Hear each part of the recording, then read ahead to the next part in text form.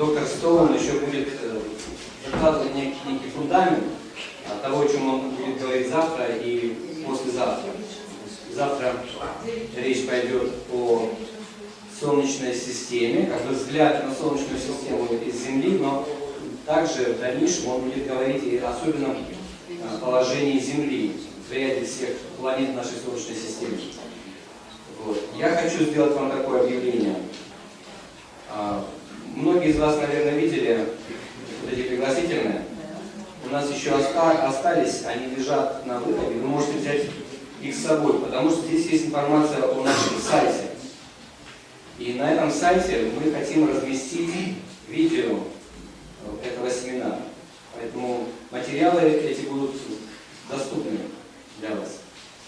Вот также мы разместим презентацию, переведенную на русский язык. И вы можете использовать ее в ваших занятиях, может быть, в вашем личном исследовании, а может быть, вы такие занятия сможете провести у себя в церкви. Вот, ну, пожалуй, все. Продолжаем. No idea what you said. Just announced something about our website that they can download videos. If you said something bad, you're not going to tell me anyway.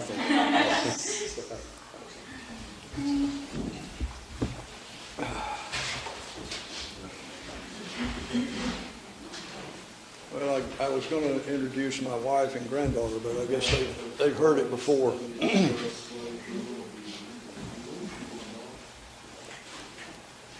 Okay, so last hour we talked about the compatibility of faith and reason. And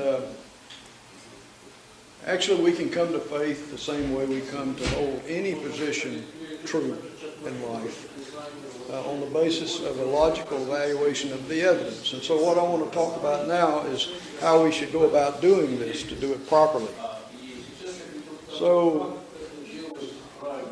the meaning of reason and the limits of reason. And this will, of course, include the position of science as well. Science has limitations because of the kind of logic it uses. So, I want to look first at the state of being reasonable. When we say something is reasonable, how do we come to that conclusion?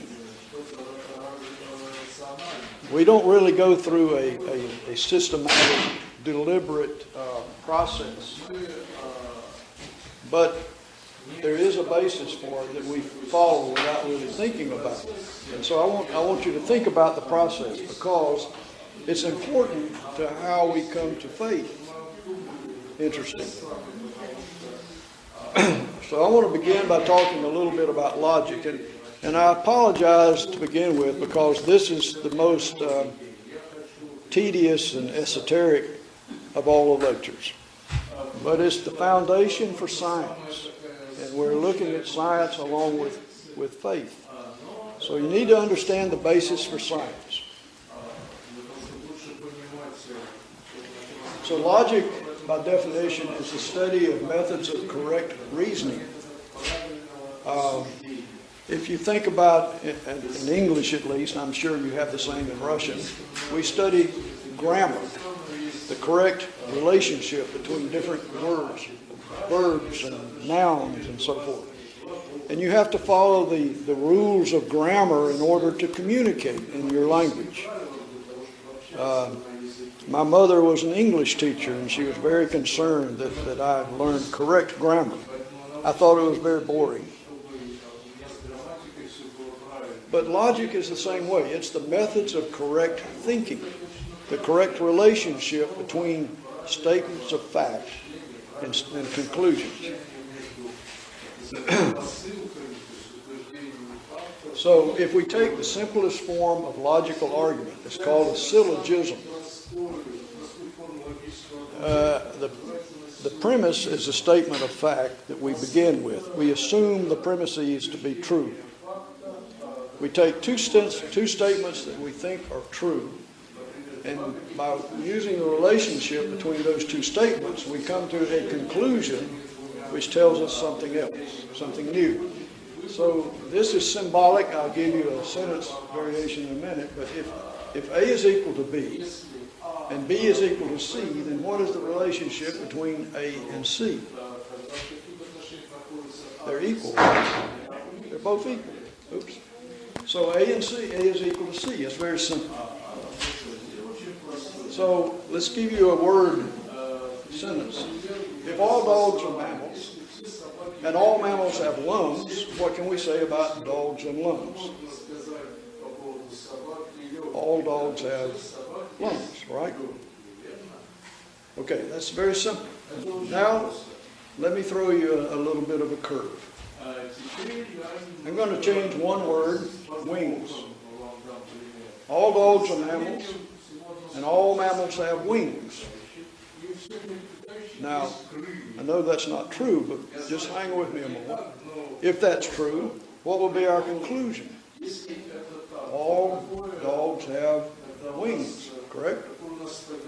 Now, logically, there's nothing wrong with his argument. It is exactly the same relationship between the premises and the conclusion. It's perfectly valid argument. So think of it this way. A sentence can be grammatically correct, but untrue, right?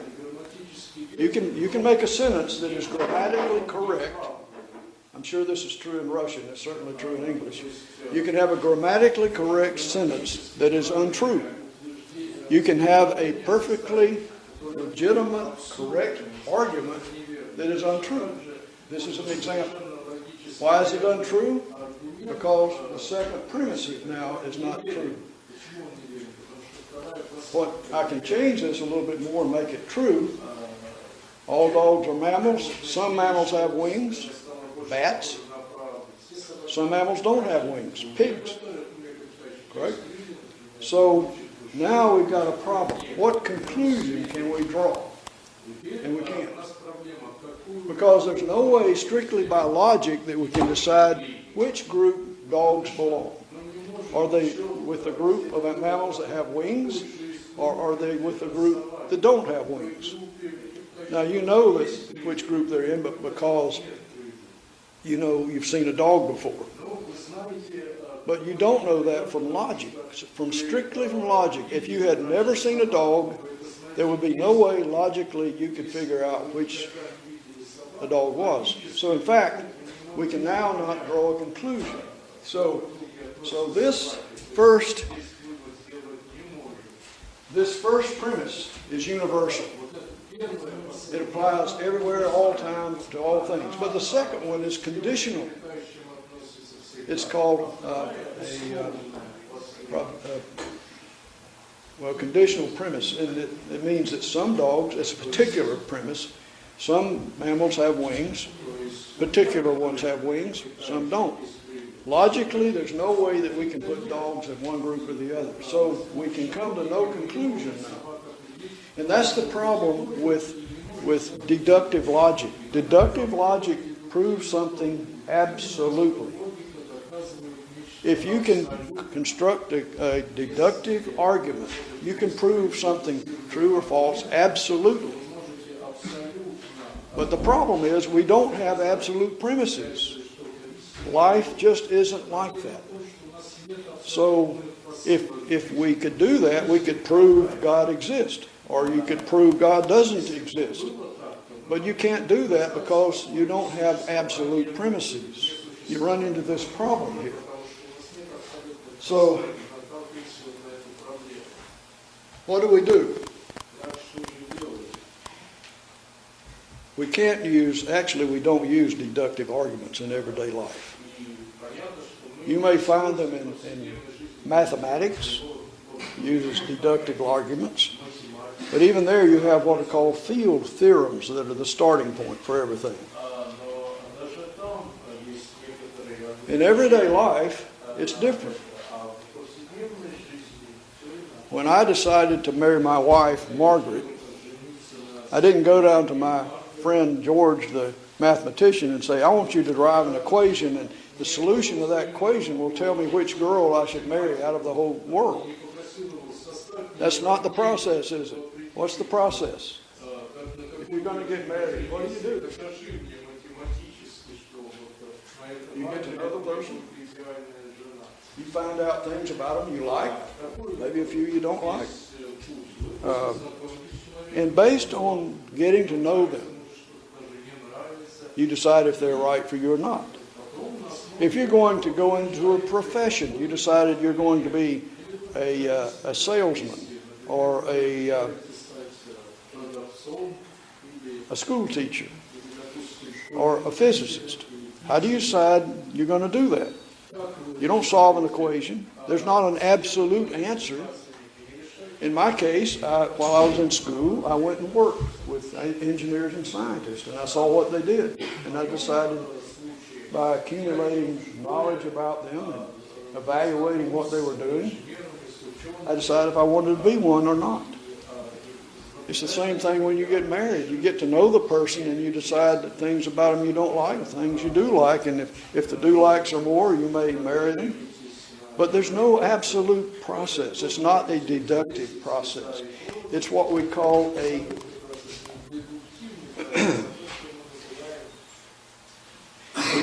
inductive argument.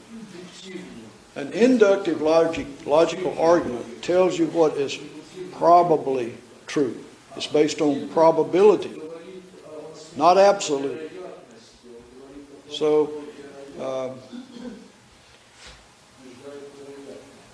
the way we make arguments in real life is that we start with an inductive argument, and with that we develop premises that are probably true, and then we can use a deductive argument to come to a conclusion. But it's all based on this inductive argument that's not absolute. So let's look at what inductive arguments, how they react with how we use them in everyday life. And first of all, everything you do, if you do it logically in daily life, is an inductive argument. You're going to buy a coat.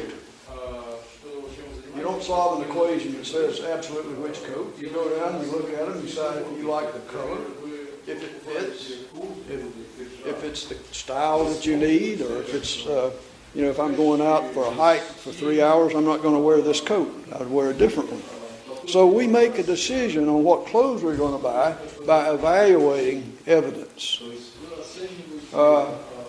In the court of law, I don't know about Russia that much, but in the United States, you must be proven guilty beyond any, what we call, reasonable doubt. Not absolutely, because if you had to prove it absolutely, you would never put a criminal in jail. You can never prove something absolutely. He could blame it on a Martian that came down and did something. But in court, we decide what is probably true, an inductive process. So you must prove him beyond any reasonable doubt. I don't know if that's the way you do it in Russia or not. Even in science, science is not absolute. Science itself uses an inductive logical process.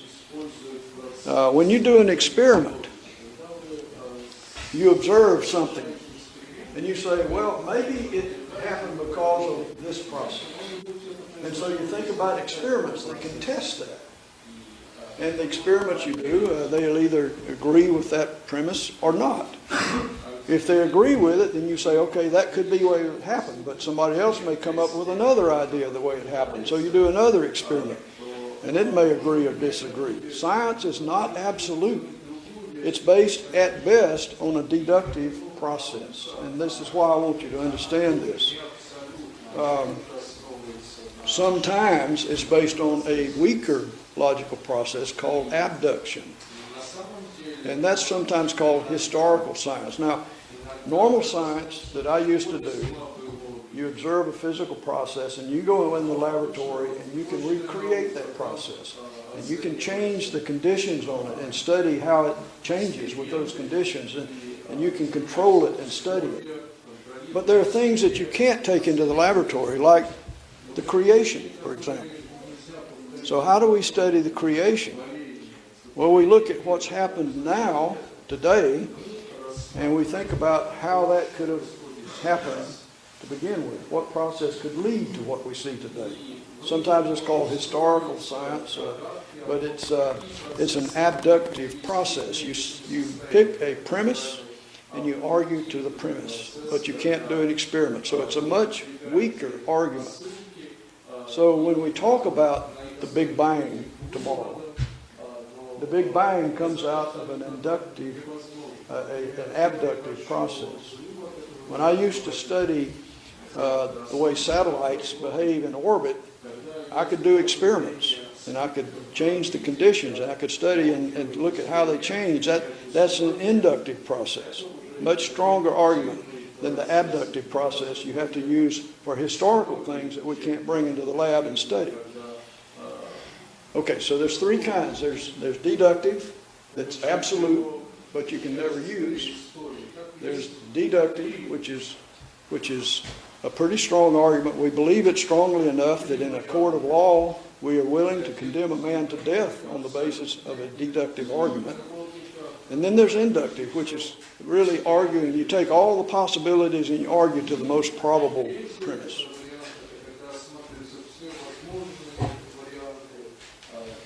So I want to look at the logical basis for science.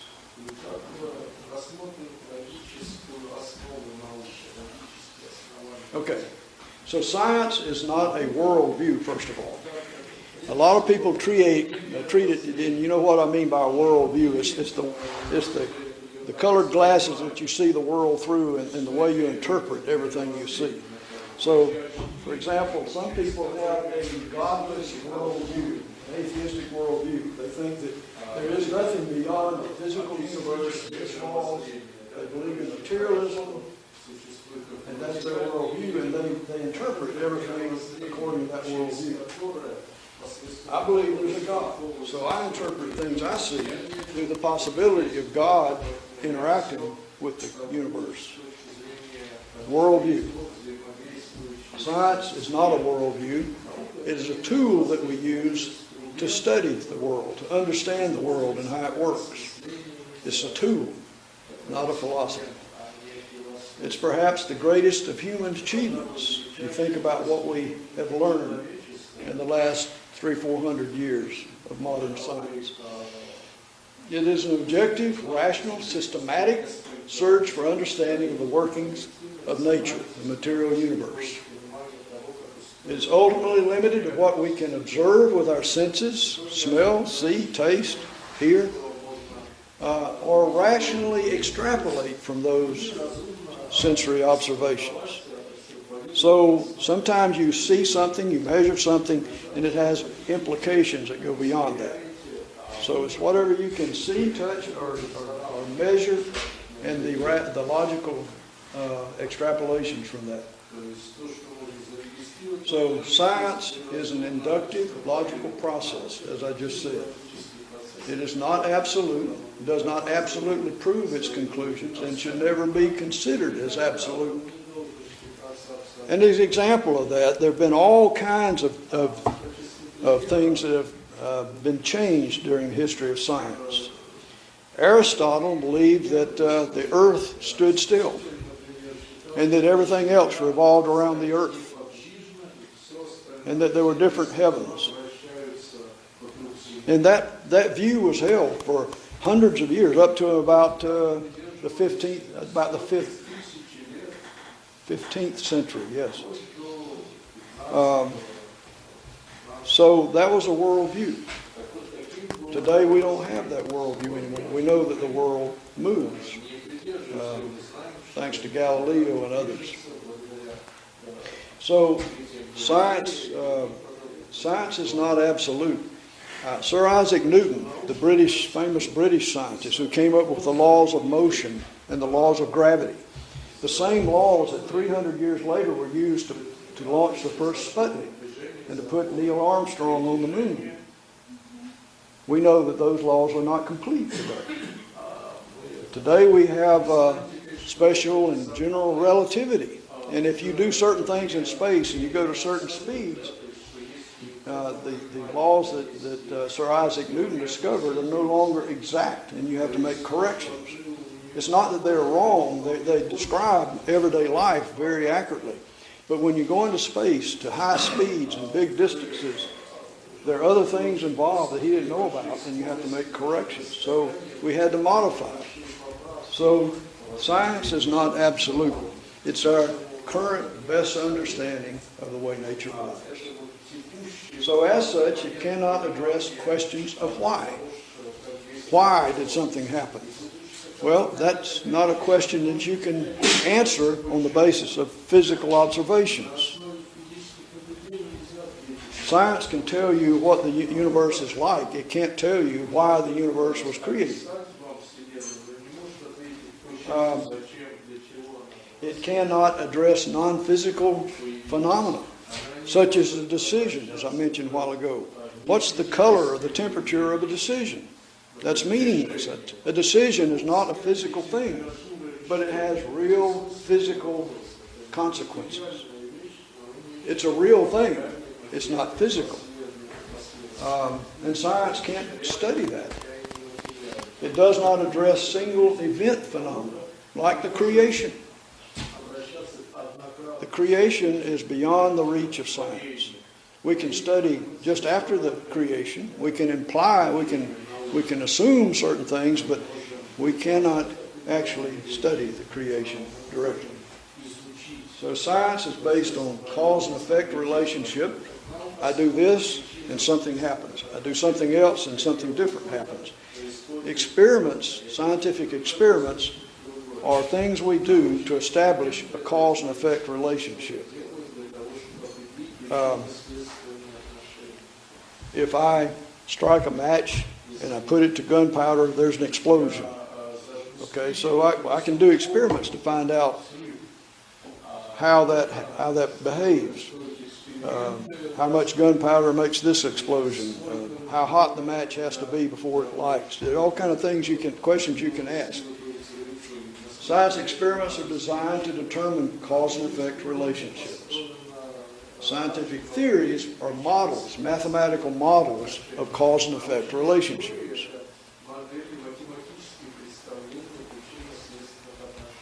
And this is important.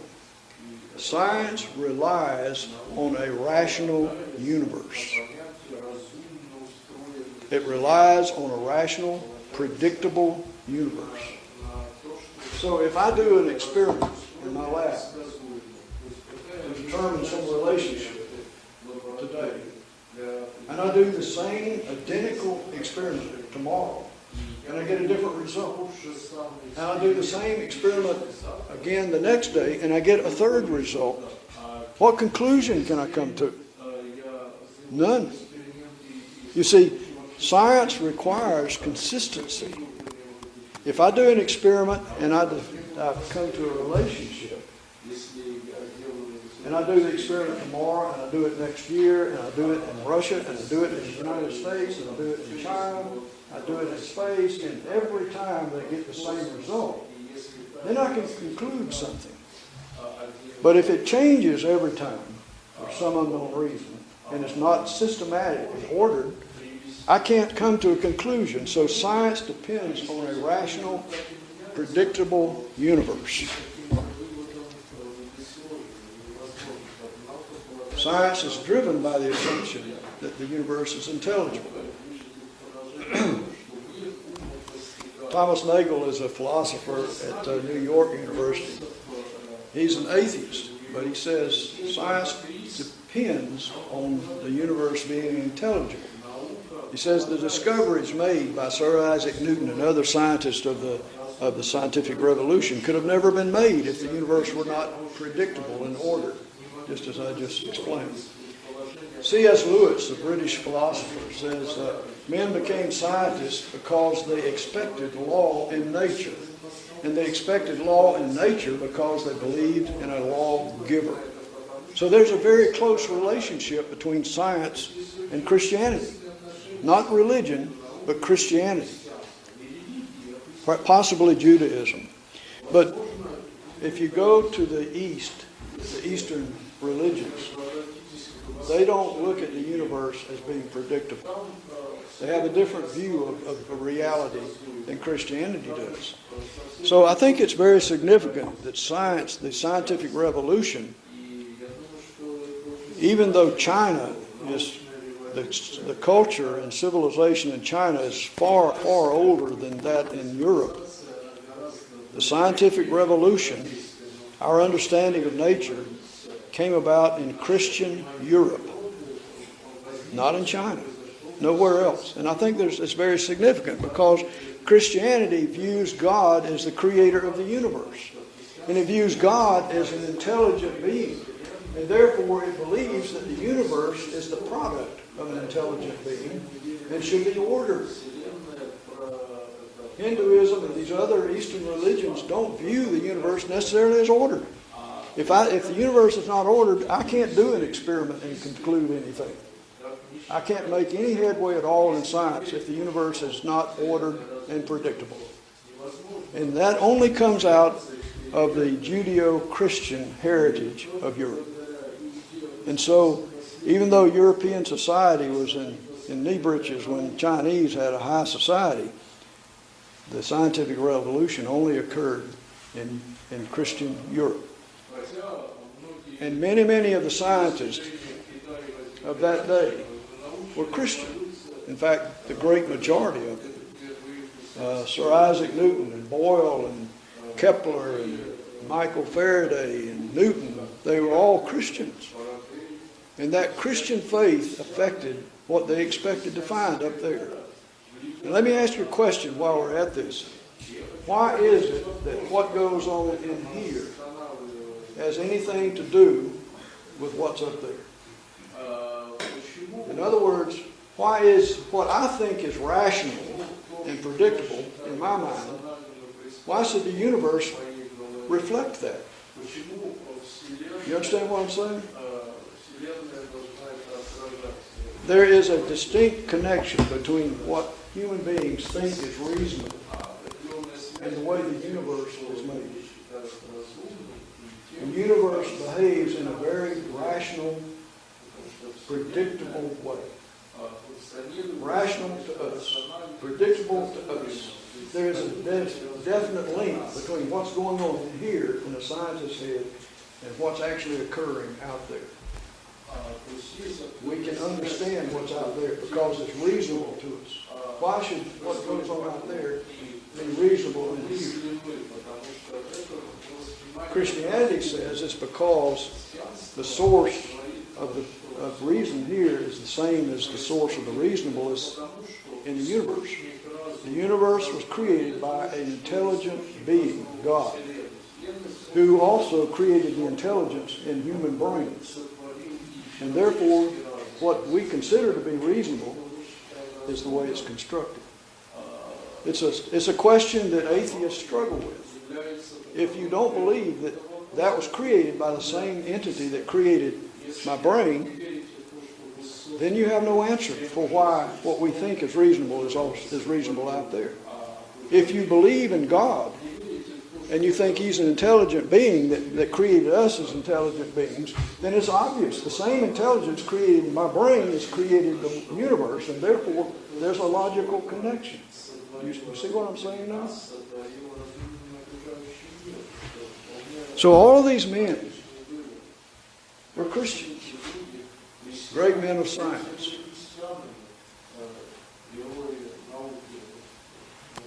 Johannes Kepler, who was the first man to come up with the mathematical description of orbits, when Russia launched the first Sputnik, that satellite went into what we call a Keplerian orbit, described by the mathematics that Johannes Kepler developed. Johannes Kepler says, the chief aim of all investigations of the external world should be to discover the rational order which has been imposed on it by God. So these men were definite Christians, and they definitely believed. And in fact, their Christian belief is what enabled them to understand nature. Because Because they were Christians, they believed that nature was the creation of an intelligent God and would therefore be ordered. And therefore they looked for order and they found order. You know, the Apostle Paul said something that is related to this in Romans chapter 1. He said, "For since the creation of the world, God's invisible qualities, His eternal power and divine nature have been clearly seen, being understood from what has been made, so that men are without excuse." And I want you to think about the fact that he said this in the first century. Before there was any telescopes, before there were any Sputniks or explorers, before we'd landed on the moon, before we'd sent probes to Mars, we really have no excuse today. Let's look at the limits of understanding real quickly. There are some things that the human mind cannot understand. And I would like for you to think about something that you're all familiar with. Gravity. Everybody comfortable with gravity? Do we all know what gravity is? You're right, we don't. I don't either. You know,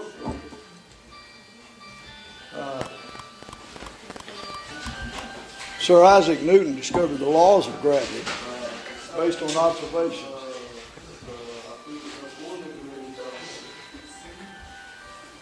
But do we really know what gravity is? So you ask a little child, what is gravity?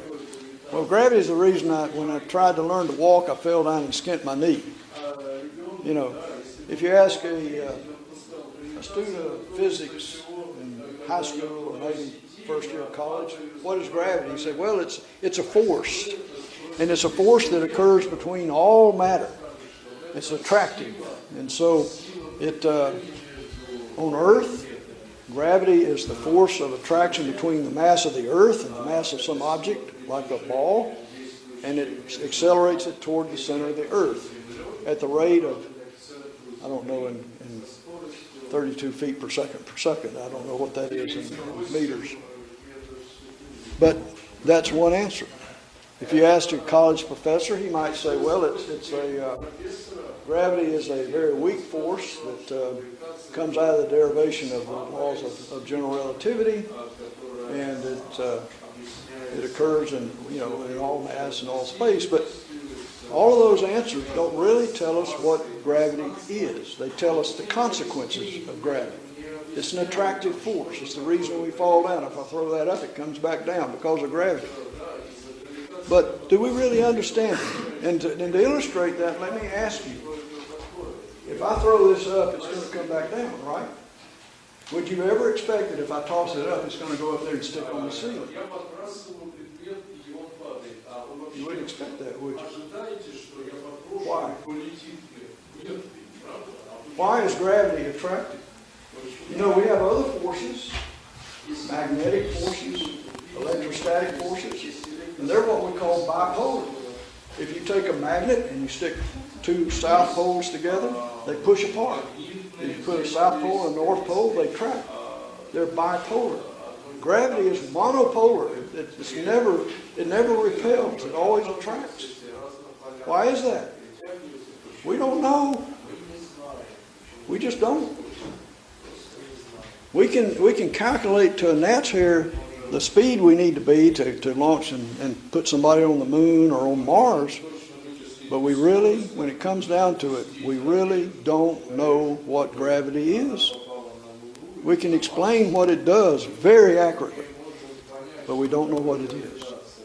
We don't know why it's monopolar when all the other forces we know about are bipolar. What about the electron?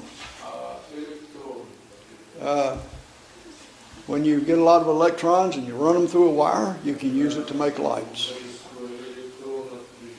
But do you know that there's an experiment you can do, a very legitimate experiment, and you study the electron and it behaves precisely like a bunch of little balls bouncing around.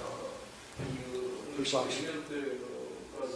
There's another experiment you can do, equally valid, in which electrons behave like waves when you drop a rock in a pond and the ripples go out. Now there's a difference in waves and balls, right? But electrons behave like both. How do they do that? Well, science tells us it's because of the wave-particle duality. And I'm supposed to feel good about that. It has a name. But we don't understand it. They can behave like waves under certain conditions. They can behave like balls under other conditions. And we don't understand why. And yet, when you go home tonight and you flip the light switch on the wall, you expect a light to come on. And that's a bunch of electrons running through a wire and heating up a filament. So we have come to understand what electrons do. We become comfortable with them. We use them to create lights, to run motors, to do all kinds of things. The computer works because of electrons. By the way, need that. So we don't really understand what electrons are, but we know how to use them. It's kind of like gravity. We don't understand what it is, but we know how to predict what it does, and we know how to use it. But the fact that we don't understand it doesn't bother us. When you go home tonight and flip the light switch on, you're not worried about whether it's going to make light or not, or whether an electron is a ball or a wave. You just want the light to come on. When I step outside of the building and go back to the hotel tonight, I'm not going to worry about gravity turning off and I will fly off out into space because of the centrifugal motion of the earth. Gravity will be there and I accept it. I don't know what it is. So the point of this is, this is Werner von Braun. I don't know if you know Werner von Braun. He's a German scientist who came to the United States after World War II. He, from a young man, had wanted to launch rockets into space and study space. And so he and his team became the core around which NASA, the National Aeronautics and Space Administration, was formed. He's a great scientist. He says, what strange rationale makes some physicists accept the inconceivable electron, the wave-particle thing, while refusing to accept the reality of God on the ground they cannot conceive him? So we can't conceive the electron. We don't know how the wave-particle thing works. We can't conceive of what gravity is. We just know what it does. But we're willing to accept that. We're perfectly comfortable with it. But God, whoa, that's another story. Why is that?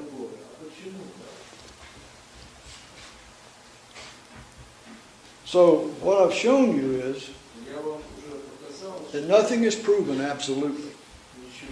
The only logical process we have that's absolute is deductive logic, and we can't use that normally because we don't have absolute universal premises. There is no absolute knowledge. René Descartes was a Frenchman, lived in the 1700s. He was a mathematician. If you ever studied math, there's something called Cartesian coordinates, XY coordinates. Descartes was the inventor of that. So he wondered about this. Is there anything I could know that's and know it that's in an absolute sense? So he developed something called rational skepticism. He reasoned that if something could be questioned, then it was not absolute. So you understand, he's looking for something that he can know in an absolute sense. But if it can be questioned, it can't be absolute. So he began to take all of these things he thought he knew to be true. And he'd think, now can this be questioned? And it could be, so he'd throw it out. He went through this long, tedious process of testing everything he thought he knew. And he finally came down to one thing and one thing only that he thought he could know in an absolute sense. And there was a great day in the field of philosophy, and it has a name called the cognito. And in Latin, it's cognito ergo sum. You have probably heard it before. I think, therefore I am. That's all that he could think of that he knew in an absolute sense. Now, nobody lives like that. not even Descartes. But it simply shows you that the absolute is something that's not available to human beings. We get comfortable with a lot of things because of experience. But when you come right down to questioning it, we don't know what gravity is. We don't know what electricity is.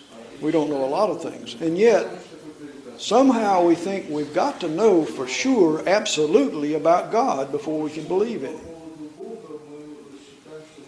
Although we can know of nothing else, absolutely. So gravity, beginnings, infinity, what's the biggest number? You tell me the biggest number and I'll add one to it. You tell me another biggest number and I'll add one to that. There is no biggest number. Infinity is something that's just out there. And God. How can we understand God? He's an infinite being. We can only explain to our level of experience. At the most basic level, we simply have to accept. We accept the way gravity works, even though we don't understand it. We accept the way the electrons behave, even though we don't understand what they are. And we use that. And it's not just true in religion that we have to accept God. We can't understand God, we accept Him. But it's true in science also. Every day, scientists are accepting things that they don't understand. So what makes something reasonable? I would suggest to you that the state of being reasonable depends more fundamentally on what we have experienced rather than what we can truly and logically explain. We think gravity is acceptable because we've all experienced gravity since we were little kids. We think electrons are acceptable because we have experienced electrons. That which is experienced sufficiently is declared to be natural and reasonable. That which cannot be explained is simply dismissed as unreal in most people's minds. So we have the problem of revelation. How does God reveal Himself to us? We can't see Him. We can't feel Him. We can't physically detect Him. He's in a different realm. By definition, if He is the creator of the physical universe, then He's not part of the physical universe. And therefore, He's not within the realm of our senses. The problem of revelation. So, how am I doing on time? Let me go through this real quickly. There are things in the Bible that are unreasonable to us. There's the disembodied voice that spoke to Samuel when he was a small boy. Remember, he was called to by a voice, and he went in and woke up Elijah, and he said, I didn't call you. And that happened 3 times, and then he finds out it's the Lord, and so he got the message that the Lord wanted to have. Hebrews 4:13 says, God sees everything. Nothing's hid from His sight. How is that possible? We have the sudden appearance of Christ among the apostles in the upper room. How did He just suddenly appear out of nowhere? What I would like to do is tell you about a little story that was written in the 1800s by an English philosopher and schoolmaster, Edwin Abbott. And maybe it'll help us have some feeling for how this can be reasonable. It's not an explanation, but the story is about a civilization of beings that live in a place called Flatland. It's called Flatland because it's a two-dimensional universe. We live in a three-dimensional universe. All right? We've got width, height, and depth. In Flatland, there's only depth and width, no height. So Flatland is a plane. There's north, east, south, and west, but no up or down. So to experience up or down would be like me coming in here to a flatlander telling you there's a third dimension. It's like me telling you there's a fourth spatial dimension. And you'd say, okay, wise guy, show me which direction it is. And I couldn't do it because any way I point is defined in depth, width, and height. It's free. I point over here, it's a combination of height, width, and depth. Anywhere I point can be explained in those 3 dimensions. There's no way I can point and be in the 4th dimension. And the same is true in Flatland. There's no way you can point up. There's just the 2 dimensions. So you have to understand that. And so there's certain limitations. Now the people in Flatland are represented by geometric shapes. And your intelligence and your status in society is determined by the number of sides of your figures. So at the bottom we have the working class. And by the way, this was written in Elizabethan England, so it was back when people had different ideas about society and women. And I know this is Women's Week, so this comes from England a long time ago, not from me. The working class is triangles, 3 sides. Professional class, professors, doctors, lawyers, squares, pentagons, what have you.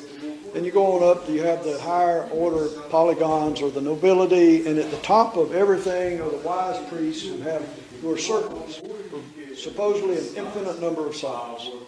And this line down here, remember this was ancient England? That's women. Well, what's going on? What am I doing? Okay, anyway, that's women. You're not changing. Okay, I can't change that.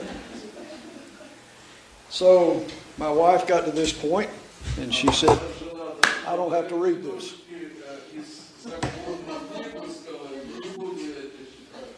So in Flatland, the people in Flatland are free to move about in the plane.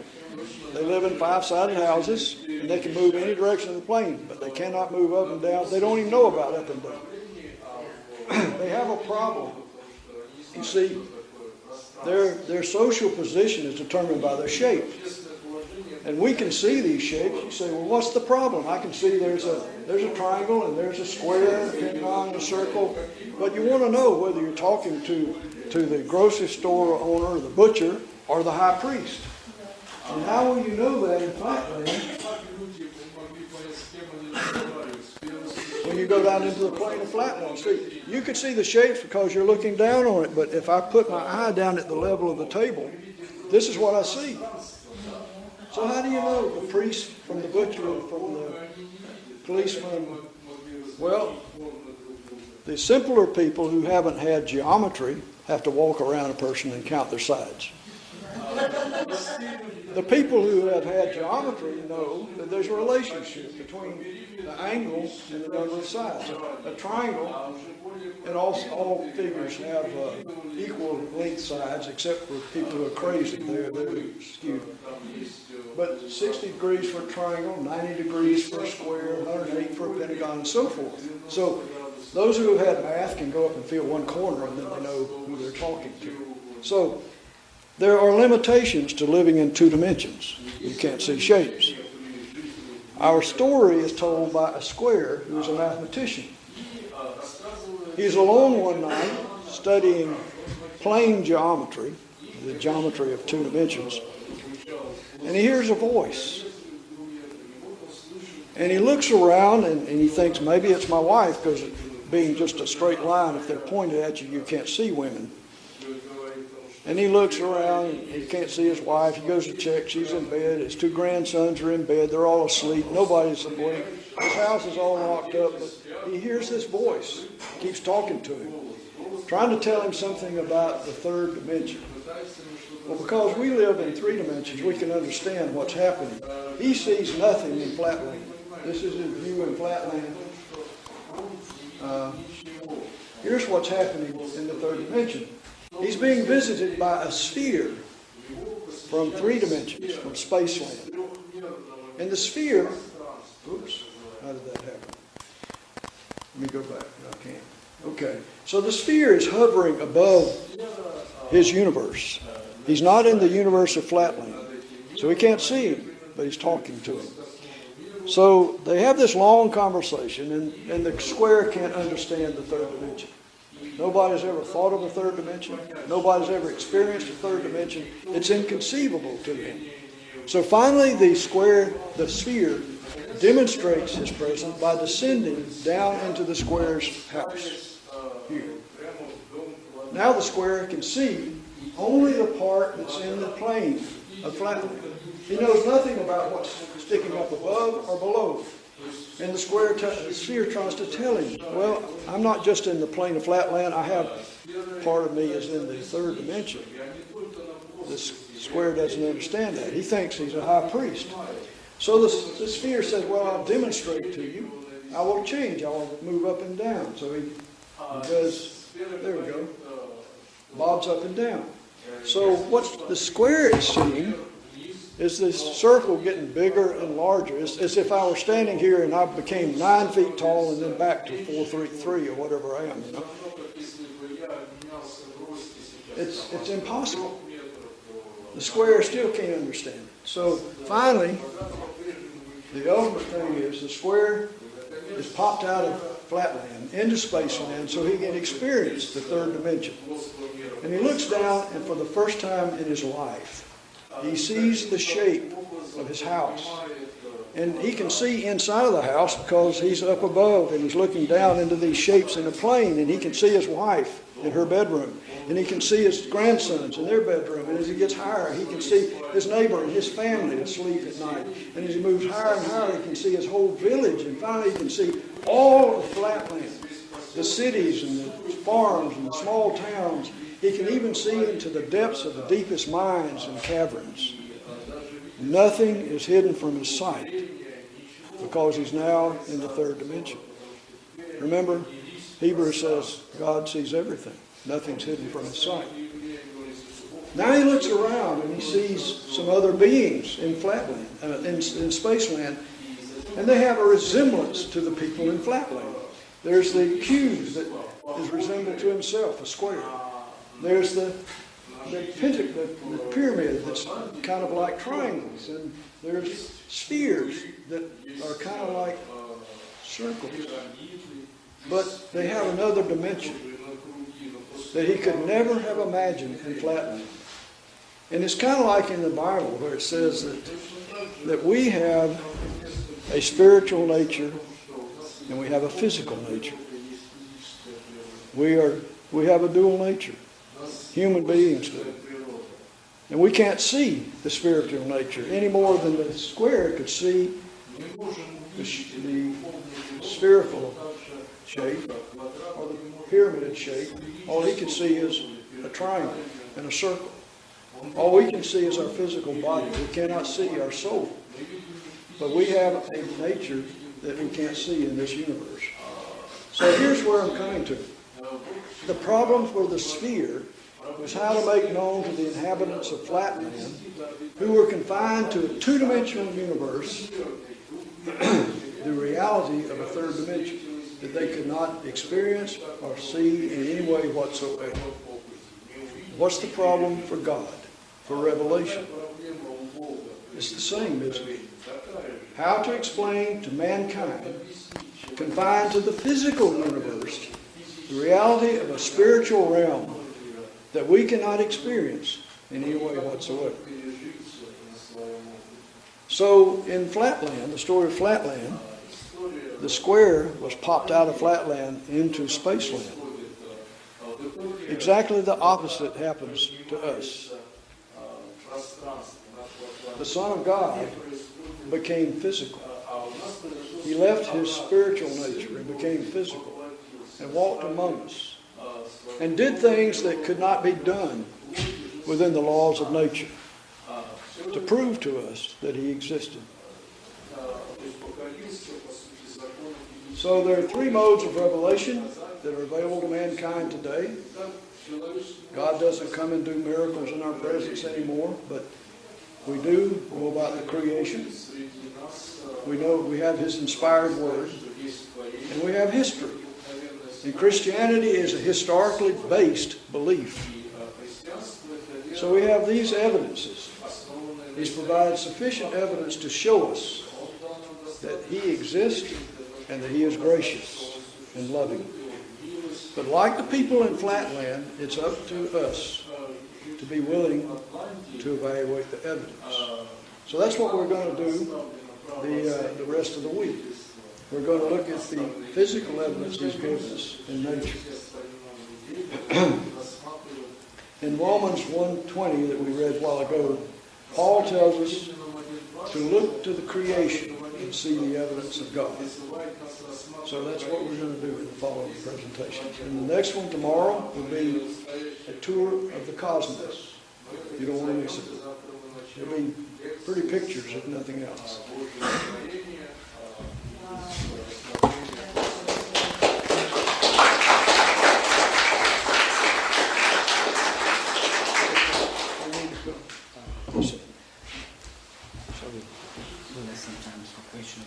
Sure. I've got nowhere to go. Мы оставили время специально для вопросов и ответов. Поэтому сейчас вы можете задавать свои вопросы, но для этого мы просим воспользоваться микрофоном, потому что мы записаны, и наши сотрудники помогут вам. Поэтому если у вас есть вопросы, вы поднимите руку, и вам принесут микрофон. Еще большая просьба, говорите медленно, потому что до этого был синхронный перевод, и когда будут вопросы, ответы будут последовательно. Говорите медленно, чтобы русский, а потом шел паузы, да. Переводчик устал.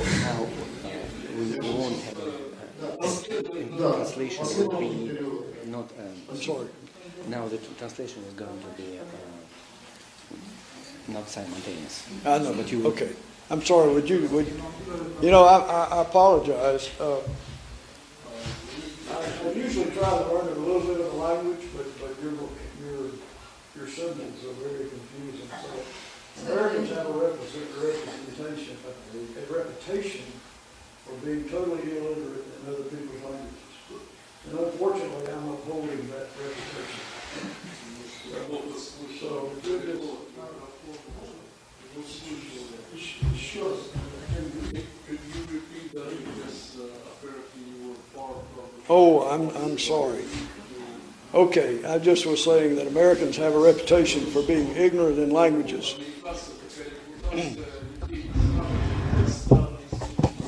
And unfortunately, I'm upholding that reputation. So, would you repeat the question for me, please? There was no question yet. Oh, what did you say? No question.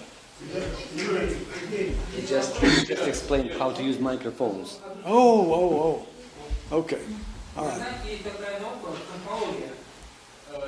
know there is the science called cosmology. Yes? And it has a clearly developed theory of the origin of cosmos. Теория, так называемая теория Большого Взрыва. The so-called theory of Big Bang. Ваша лекция направлена на то, чтобы объяснить теорию Большого Взрыва, соответственно, и все остальное, правильно? Am I right in understanding that you're going to explain the theory of Big Bang? То есть ничего нового нет в том, что уже придумано. So there is nothing new, so everything has been already discovered. Am I right? I would not say that human beings know everything. But yes, I am going to talk about the Big Bang tomorrow. It'll be the first lecture, and then we'll talk about what it means in the second lecture.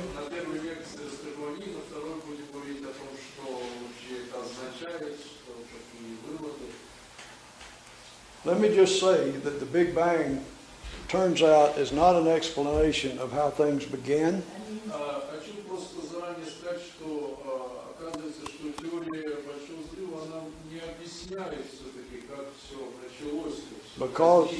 Because the initial time is beyond the reach of our understanding, of our measurements, and of science.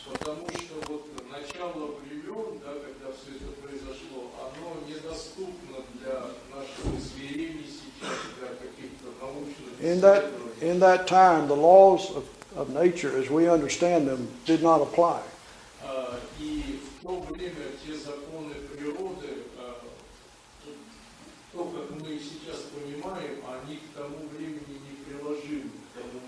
So, in fact, the Big Bang is more a description of how the creation evolved from a certain point to today.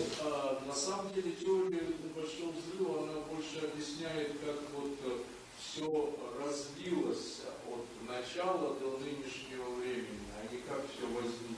Да, но ведь других теорий нет. Yes, but any other theories, because it seems like there are no other theories. There are a number of other theories that have been conceived and discarded. Нет, есть целый ряд других теорий, которые рассматривались и отбрасывались. And I'll talk about them tomorrow. The Big Bang is the current theory. Я не завтра расскажу. Вот теория большого взрыва это вот нынешняя, скажем так, основная теория на данный момент. Okay? Хорошо? Вы ее будете опровергать или подтверждать? So are you going to discard this theory or prove it? Neither. Не то, ни другое. I'll take the third option. Я третий вариант. There are parts of the Big Bang theory that are based on our observations. Часть вот теории большого взрыва основаны на наших наблюдениях. And those, I believe, are true. Я считаю, что вот эта часть основана на наших наблюдениях, она верна. There are other parts that are logical extrapolations of that. Которые являются логической такой экстраполяцией. Those extrapolations are based to a worldview Экстраполяция основана на мировоззрении. of materialism. Remember materialism? Вы знаете, что такое материализм. Materialism is the belief that the universe is all there is. Вера в то, что физическая материальная вселенная это единственное, что существует. So that belief excludes anything outside of the physical universe. Верование априори исключает все, что выходит за рамки физической вселенной. So there are parts of the Big Bang that are based on theory that are clearly incorrect.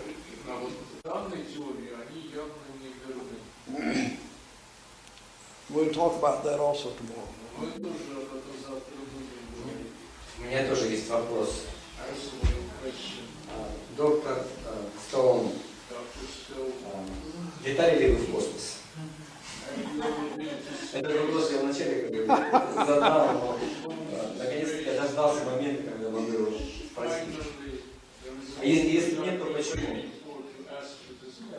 I would like to introduce you to my wife, Margaret. Margaret, stand up. You're not being very obedient.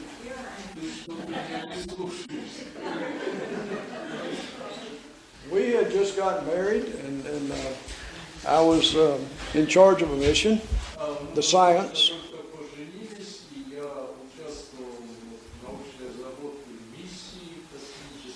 And I was thinking about whether or not to apply to be part of the crew.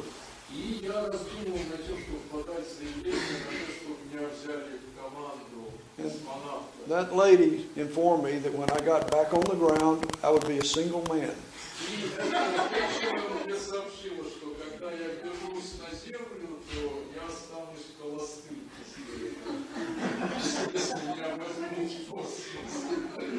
So, no, I was in charge of the science for two shuttle missions, but never into space.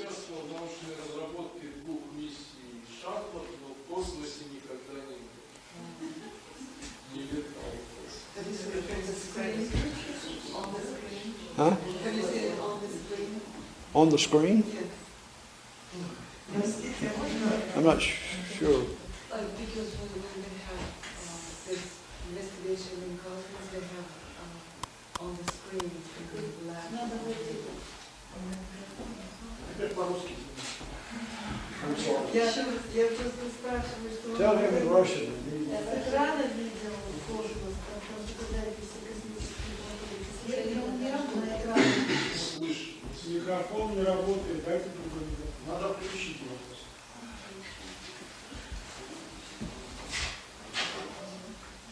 Уже не важно, просто что, наверное, он видел космос на экране, потому что когда я езжу, исследования внизу, там на Земле проектируют и все это смотрят. Oh yeah, yeah. Ну да, конечно, много раз. Yes.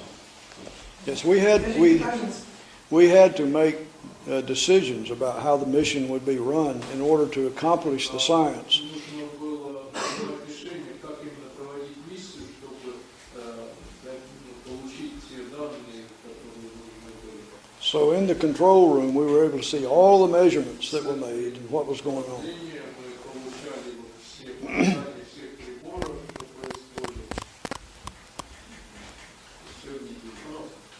Скажите, пожалуйста, а вы по специальности летчик? У нас вот набирают космонавты в отряды, тот, кто имеет специальность летчик. Usually our astronauts, Russian astronauts, are mostly pilots by their profession. I suspect it's true here in the States. Я подозреваю, что в Штатах, наверное, так же. We have astronauts who are pilots. Есть у нас космонавты, астронавты. We also have astronauts that are crewmen who do other things like.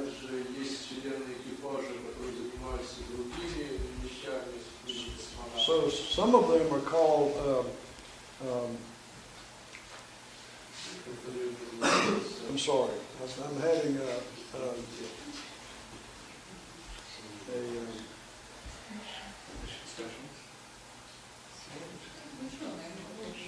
they're called, they're part of the crew, they're called astronauts, but they are not there to fly the shuttle, they are there to do the experiments. То есть они часть экипажа, они летят в космос, но они не управляют самим аппаратом, они занимаются исследованиями, я просто забыл, как это называется. I'm having a little jet lag, so anyway. Я после перелета из-за разницы во времени. But so actually, those crewmen came to my lab and other places, and we trained them to do our experiments. И вот эти члены экипажа, они приходили к нам в центр управления, и мы их учили проводить эксперименты, готовили их для проведения экспериментов. So on the shuttle, you typically have a crew of 8. Обычно на шаттле 8 членов You have экипажа. a pilot and a co-pilot. Это пилот и второй пилот, конечно. And then the rest are there to do the experiments. А все остальные занимаются научными экспериментами. Дорогие друзья, я предлагаю закончить сегодняшнюю сессию, потому что довольно поздно, и надо учитывать, что разница во времени 9 часов, да, и я так полагаю, что наш спикер уже порядком подустал. Поэтому давайте будем милостивыми и свои вопросы прибережем до завтра. А завтра, дорогие друзья, мы с вами летим в космос. Так что приготовьтесь к этому перелету. Будем рассматривать Солнечную систему вместе с нашим